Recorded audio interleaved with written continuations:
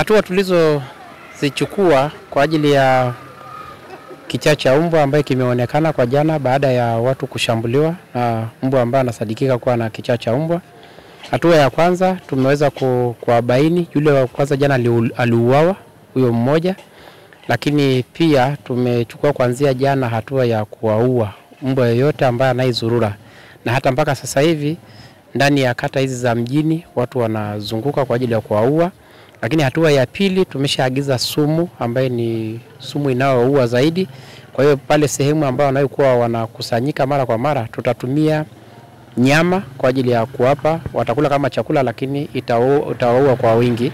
Lakini hatua ya pili ambayo tumechukua zaidi, jana pia tulipewa taarifa kwamba kuna mifugo iliyodhurika. Kwa hiyo kwa sasa hivi tumeshawasiliana na mfugaji na tunamchanja huyo kwa ajili ya kumuokoa naye maisha yake. Lakini nyingine itakayofuata ni hatua ya kufanya chanjo wilaya nzima dhidi ya ugonjwa wa kichaa cha mbwa. Kwa hiyo tutafanya na tumekuwa tukifanya mara kwa mara, maana mpaka kwa sasa kwa sehemu tofauti tofauti zaidi ya mbwa 120 wameshachanjwa. Lakini kwa sasa tunaenda sasa kufanya hilo zoezi kwa wilaya nzima na kuhakikisha kwa mbwa wote waweze kufungiwa na wafugwe kwa jinsi ambavyo wanavyotakiwa na wachanjwe pia, ili wasihatarishe ugonjwa huu ambaye ni hatari, ambaye inaweza ikahama kutoka kwa wanyama na kuweza kuathiri binadamu pia. Kwa kila wakati kwa chanjo ambayo inayochanjwa sasa hivi ni kila baada ya miezi 6. Kwa hiyo kila baada ya miezi 6, kwa maana wakishachanjwa baada ya miezi 6 anachanjwa, na kuna kadi maalum ambayo inajazwa kwa maana ya huyo mbwa. Kwa hiyo mfugaji anabaki na hiyo kadi, kwa hiyo inamkumbusha. Na tunavozunguka hao wote sasa hivi kwa kuwa hatuna takwimu, ndio maana tunawachukulia kwamba hawajachanjwa, wanauawa hao wote. Lakini ile kadi itakuwa ina takwimu. Kwa hiyo tukichanja kwa mwezi huu, then baada ya miezi hizo 6 tutachanja tena kulingana na aina ya chanjo tunayoitumia. Tuna mpango kulingana na population, tutapanga wa kupunguza zaidi ya mbwa 200 mpaka 300 kulingana na statistics za mbwa waliopo, lakini kwa sasa kwa haraka tutafikia kiwango hiyo kwa maana ya ndani ya wilaya nzima. Idadi ya mbwa wapo zaidi ya 2000 na sasa kwa sasa siwezi kuwa na statistics exactly. Kwa majina anaitwa Shukumu Tuke, ni mkuu wa sehemu ya mifugo, afisa mifugo.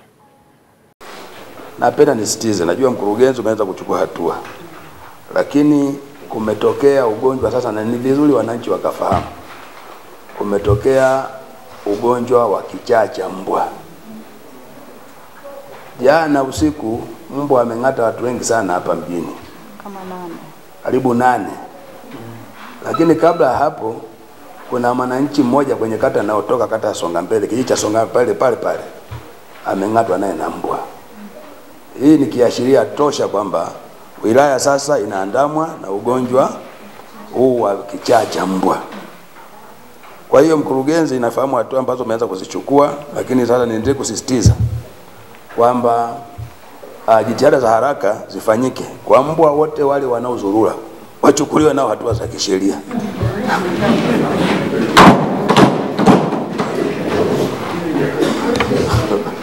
Nafikiri hatua zake zinajulikana.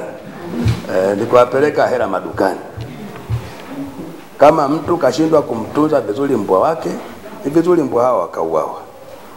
Lakini na chanjo sasa ya kichaa cha mbwa kwa mbwa wale ambao wapo, basi ziendelee kufanyika ili kuzuia ugonjwa usienee.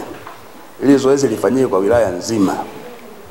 Lakini niendelee kusema kwamba kwa sababu haya ni matukio yanatokea, taarifa zinapotolewa na wananchi kwa mtumishi yoyote, kwa kiongozi yoyote, kwamba hii habari ya mbwa wametokea wameng'ata watu, basi tuchukue hatua za haraka ili tusije tukasababisha taharuki huko mitaani kwamba mbwa wanashambulia watu, alafu sisi kama serikali au kama halmashauri hatuchukue hatua za haraka kuwasaidia wale wananchi.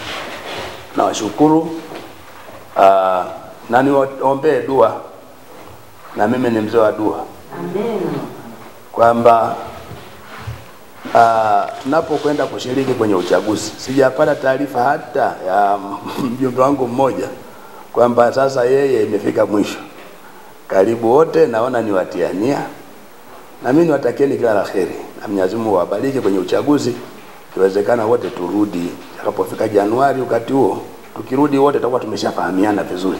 Mungu awabariki sana, na niwatakie kila la kheri, na mshiriki kwenye uchaguzi kwa amani na utulivu, na msipate mabala yote. Baada ya kusema maneno hayo, niseme mkutano umefunga rasmi. Asanteni sana.